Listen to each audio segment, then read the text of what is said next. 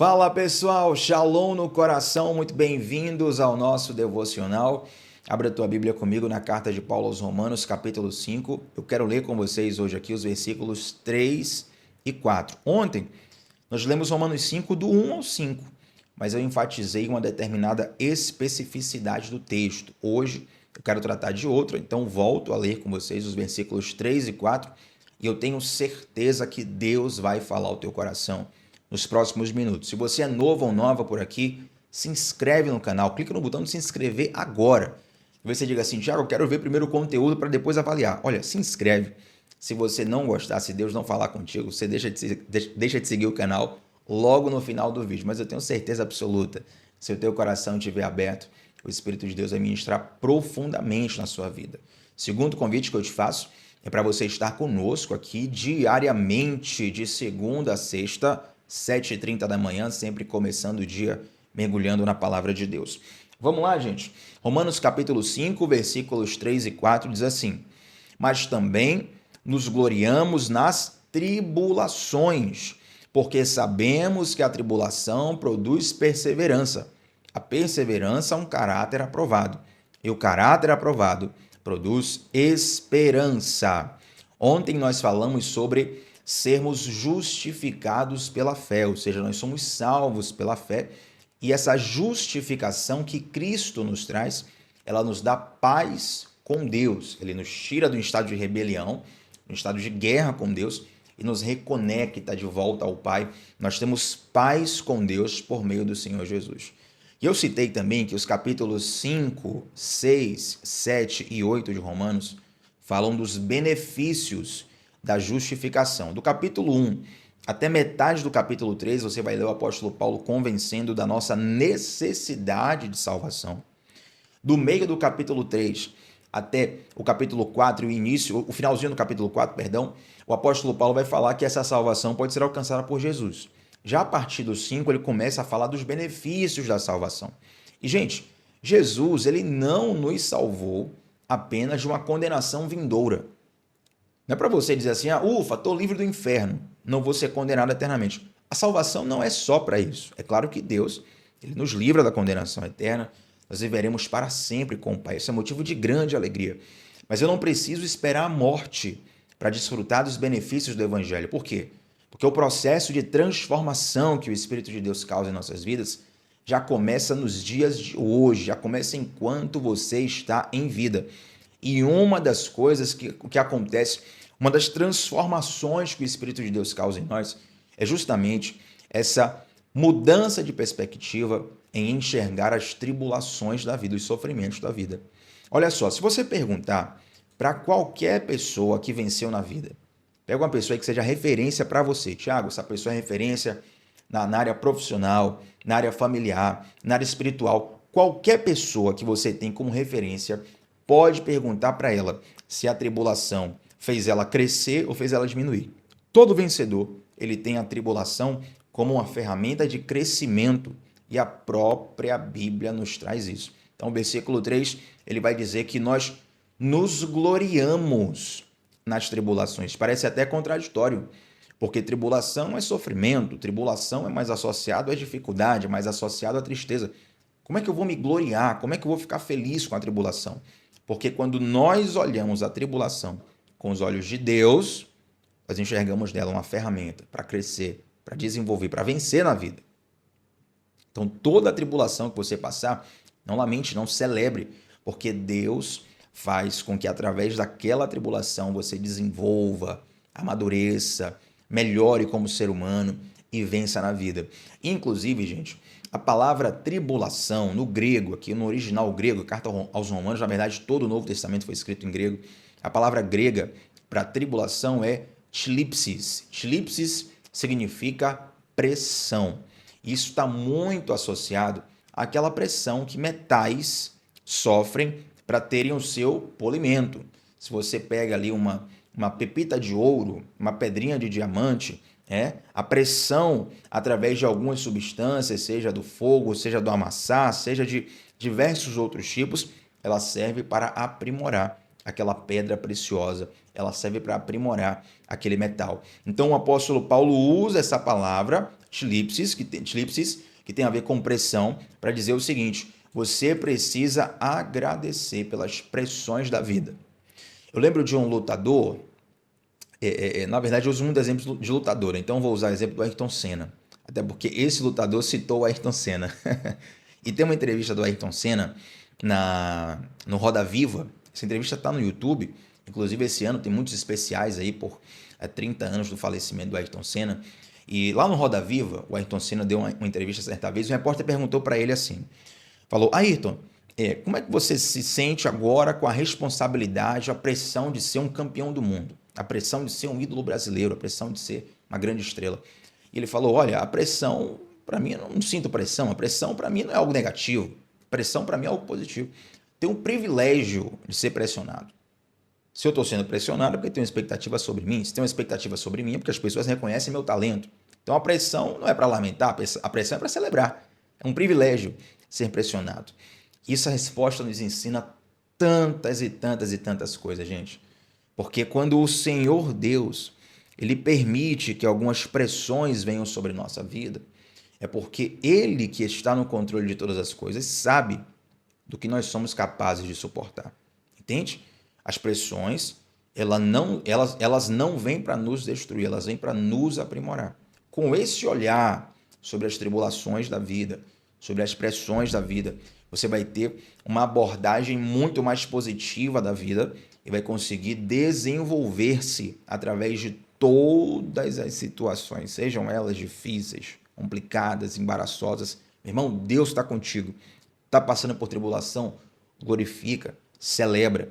Como diz a canção do finado, saudoso, queridíssimo irmão Lázaro, ele dizia: vou passando pela prova, dando glória a Deus. Então vamos celebrar todas as provações que você passar. Nós nos gloriamos nas tribulações. E aí o apóstolo Paulo continua dizendo: porque sabemos que a tribulação produz perseverança. A tribulação produz perseverança. Uma coisa interessante sobre tribulação é que essa palavra tribulação no latim é tribulum. Agora eu faço a observação, a Bíblia foi escrita em grego, tá? Essa é só uma curiosidade para você entender o sentido da palavra tribulação. A tribulação no português, ela vem do latim tribulum. E tribulum era um instrumento de debulhar cereais. Esse instrumento de debulhar cereais, não tem como demonstrar para vocês aqui, mas era um instrumento de madeira com alguns metais nele. E o que ele fazia? Ele conseguia separar os grãos dos cereais da palha do cereal. Entende? Então, através do tribulum, separava-se o grão do cereal e a palha do cereal. E a palha é aquilo que você joga fora. Inclusive, na Bíblia, a palha está associada a obras de pouco valor. São as chamadas obras de palha, obras de nenhum valor. Então, a tribulação nos ajuda a enxergar na vida aquilo que tem verdadeiro valor, aquilo que tem muito valor. Né? Pensa comigo, quando você está na melhor, quando você está por cima da carne seca, você tem um monte de amigo, um monte de chegado, todo mundo quer tirar foto com você, todo mundo quer estar perto de você, todo mundo quer rir com você. Mas quando você está na pior, meu amigo, todo mundo some e só os de verdade é que ficam. É só ali um ou outro amigo no máximo. A sua família ali no máximo ali um cônjuge, um filho, uma pessoa que realmente gosta muito de você. E, por exemplo, essa tribulação que eu estou citando aqui, ela serve para elucidar as amizades de profundo valor. Tem amizade que tem pouco valor. A pessoa só está ali realmente para poder aproveitar um pouco do seu sucesso. Mas outras amizades, meu irmão, a pessoa está ali para o que der e vier. Então a tribulação separa quem é grão de verdade e quem é palha. Você está entendendo? As dificuldades da vida nos mostram aquilo que tem um verdadeiro valor. Eu nunca vi ninguém no leito de morte pensando assim: poxa, deveria ter ganhado mais dinheiro. Poxa, deveria ter ido mais na Disney. Poxa, deveria ter assistido mais Netflix. Você não vai ver ninguém assim. Você vê pessoas sentindo falta de terem investido tempo com sua família. Você vê pessoas sentindo falta de terem pedido perdão para alguém. Você vê muitas pessoas, muitas, lamentando não terem seguido a vontade de Deus, terem vivido uma vida errada, uma vida completamente distante dos caminhos do Senhor. Porque diante da morte, a morte ela nos revela muito do valor das coisas. Entende? Então a tribulação, ela tem também esse papel muito terapêutico de nos ensinar o que dá valor. Se você não acredita em mim até agora, eu te convido a acreditar nas palavras do rei Davi. Salmo número 119, versículo 71, rei Davi fala assim: foi bom para mim ter passado pela aflição, para que aprendesse os teus decretos. Foi bom para mim, disse o rei Davi, ter passado pela aflição, para que aprendesse os teus decretos. E essa aflição nos ensina paciência. É muito interessante que a paciência, que na versão de alguns está traduzido como perseverança, ela vem do grego upomone. Vou falar um monte de palavra em grego aqui que eu sei que vocês gostam do sentido original da palavra. E no grego upomone, essa palavra paciência tem um sentido de paciência triunfadora, a paciência que dá certo. Ou seja, a tribulação nos ensina uma forma de esperar o tempo certo de todas as coisas. Normalmente, uma pessoa que não consegue esperar muito, ou ela está passando por um processo de ansiedade, passando por um processo ali de pensamento acelerado, ou ela não passou por muitas dificuldades na vida, ela é acostumada a ter tudo fácil. Tanto que na nossa cultura, digamos, um jovem que seja assim, a gente chama de filhinho de papai. Né? Ah, fulano é filhinho de papai. Ou seja, é acostumado a ter tudo na mão. E aí quando passa por uma dificuldade na vida, rapidamente ele se estressa, ele perde a paciência. E a tribulação, ela vai ensinar para nós justamente a termos essa paciência triunfadora, essa paciência que dá certo, a saber esperar o tempo certo de todas as coisas. Tiago, por que paciência triunfadora? Porque muitas pessoas confundem paciência com qual a palavra? Uma pessoa que, digamos, com procrastinação, né? Paciência, a palavra não é nem essa especificamente, mas me fugiu a palavra agora. Muitas pessoas confundem paciência com conformismo, pronto. Acho que conformismo não é nem a palavra, mas vocês vão entender, né? Porque tem um conformado, aquela pessoa que ela não faz a parte dela. O que a vida me der, me deu e eu não estou nem aí. Ela não faz a parte dela. Então, não é que ela tem paciência, ela não tem expectativa. Ela não está esperando nada, por isso ela não faz nada. Ela procrastina, ela não toma atitude, ela não avança na vida. Isso é a pessoa que é conformada. Deus não nos chamou para isso, pelo contrário. A Bíblia nos fala, Romanos capítulo 12, que nós precisamos tirar a forma do mundo. Tirarmos o contexto do mundo, transformarmos a nossa mente, transformarmos a nossa vida, renovando a nossa mente. Não vos conformeis, ou seja, não tomai a forma desse mundo, mas transforme a vossa mente. Então, essa paciência aqui não é a pessoa que está deitada em berço esplêndido, que tem lerdeza completa, não. A paciência triunfadora é você estar proativo, você está atento, você está pronto, mas você também está esperando o tempo certo. Você não coloca o carro na frente dos bois. Esse tipo de paciência, a paciência triunfadora do grego upomone, que em algumas versões é traduzida como perseverança, vem justamente das tribulações, vem justamente das aflições da vida.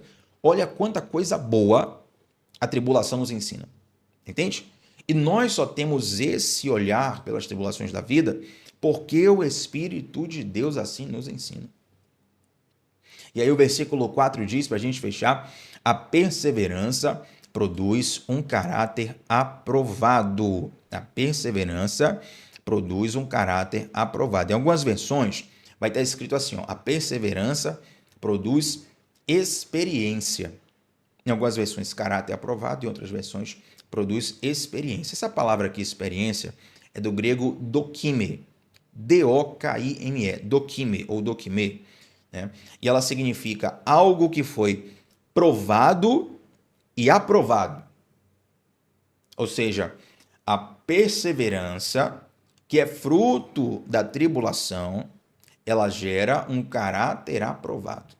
Você passou por uma avaliação e você foi avaliado como apto. Quem traz isso na nossa vida é o próprio Deus, através das circunstâncias da vida. Muitas vezes a gente pensa assim, não, Tiago, porque o diabo está se levantando. Vamos lá, gente.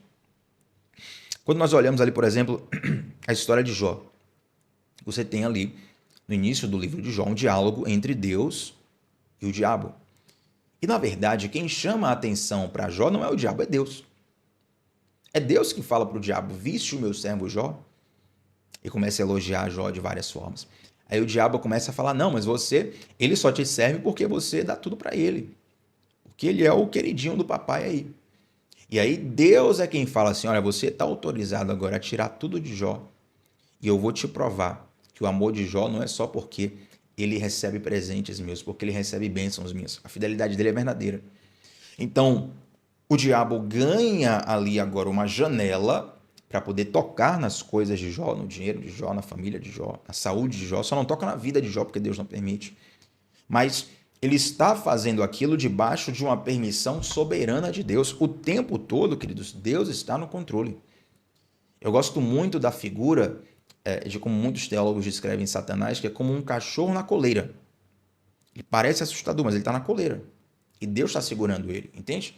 Então, no fundo, quem está permitindo tribulações em nossa vida é o próprio Deus. Deus nunca perdeu o controle da vida de Jó e nunca perderá o controle das nossas vidas. Talvez, se nós fôssemos Jó, a gente já pensasse, não, Tiago, nessa hora aqui, Deus perdeu a mão. Acho que passou do ponto. Essa doença aqui, Deus passou do ponto. Essa crise aqui, Deus passou do ponto. Esse problema aqui, Deus passou do ponto. Querido, Deus está no controle de todas as coisas. E Deus nunca erra. Então, se você está passando por tribulações, confie que aquele mesmo que te justificou e te deu paz com Deus, lá no versículo 1, é o mesmo que está permitindo tribulações na sua vida, e a partir dessas tribulações vai gerar em você um caráter aprovado. Tem uma outra aplicação aqui desse termo caráter aprovado que eu quero compartilhar com vocês.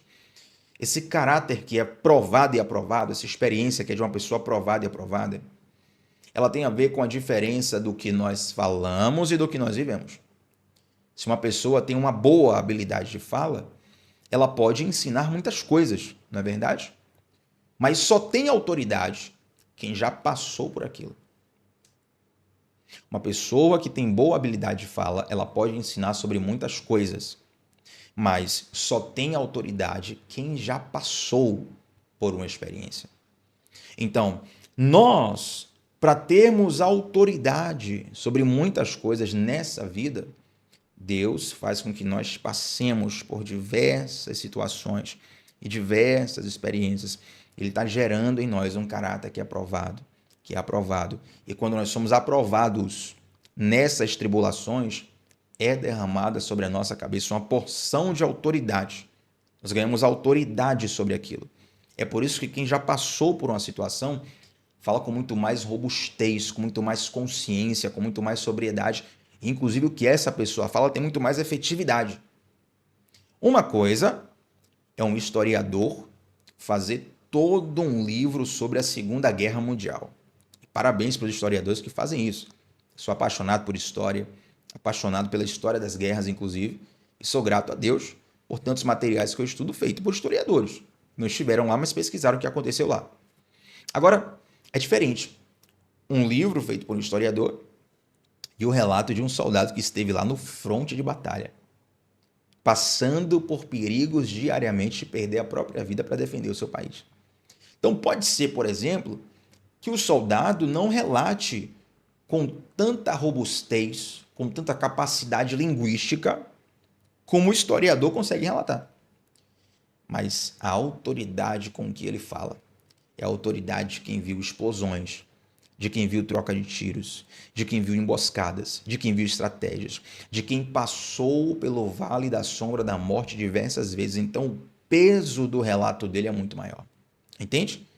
Nós precisamos entender que as tribulações da vida, quando nós a encaramos debaixo da perspectiva de Deus, nós recebemos um caráter aprovado e essa aprovação de caráter gera em nós autoridade. Quer ter autoridade espiritual? Preste atenção nisso aqui. E para fecharmos a nossa palavra de hoje, ainda seguindo nessa aprovação de caráter, essa palavra dokime, que eu citei aqui, que é o original, né, para experiência, o caráter aprovado, a depender da versão da sua Bíblia, essa palavra era utilizada exatamente para descrever o metal que era submetido ao fogo. Ou seja, Através do fogo, as impurezas eram retiradas desse metal e ele se tornava então doquime. Ele se tornava aprovado, ele se tornava experimentado. E a palavra de Deus diz que o próprio Deus faz isso conosco. Assim como o ouro refina, assim como o fogo refina o ouro, Deus usa as tribulações da vida para muitas coisas, para nos aperfeiçoar, para tirar impurezas de nós, para mostrar o que tem verdadeiro valor na vida e para nos formar segundo a imagem de Jesus. Já parou para pensar que nós somos servos de um mestre que nos ensinou a sofrer? Ninguém sofreu tanto quanto Jesus e ninguém foi tão injustiçado em toda a história quanto Jesus. E esse Jesus, que sofreu tanta humilhação, traição, morte de cruz, esse Jesus fala assim, ó, quem quiser vir após mim, ou seja, quem quiser me seguir, pegue a sua cruz e siga-me. Ou seja, quando ele vai para a cruz, ele está nos chamando para ir para a cruz com ele. O evangelho ele é um chamado de cruz e ele é um chamado para que você veja as tribulações dessa vida com os olhos de Deus. E quando você ver as tribulações dessa vida com os olhos de Deus, aí você não vai achar mais contraditório o versículo 13 que diz assim, ó, nós nos gloriamos nas tribulações. Amém, gente? Quero orar com você para fecharmos esse devocional. Santo Deus, muito obrigado, Pai, por essa bênção de receber instrução da sua palavra. Estamos aqui aprendendo de Ti a como passar pelas tribulações da vida, como enxergar as tribulações da vida. Senhor, eu sei que não é fácil, é muito mais difícil viver isso do que falar sobre isso. Mas eu quero te pedir, Deus, que cada um dos que estão me assistindo nesse momento, que participaram desse devocional, que receberam essa palavra, possam de fato ter uma mudança de perspectiva acerca de todas as dificuldades e tribulações da vida, em nome de Jesus e para a glória do Senhor Jesus. Amém, gente? Deixa um like nesse vídeo, o seu like é muito importante. Eu quero te convidar também, antes de sair daqui, deixa um feedback, um comentário, qual foi a parte que mais marcou o teu coração nesse devocional. Teu feedback é muito importante. Eu também faço questão de responder todos os comentários sempre, tá bom? Tamo junto, segunda a sexta, às 7h30 da manhã, sempre começando o dia mergulhando na palavra de Deus. Gente, antes de sair, quero te convidar também a participar do nosso discipulado, que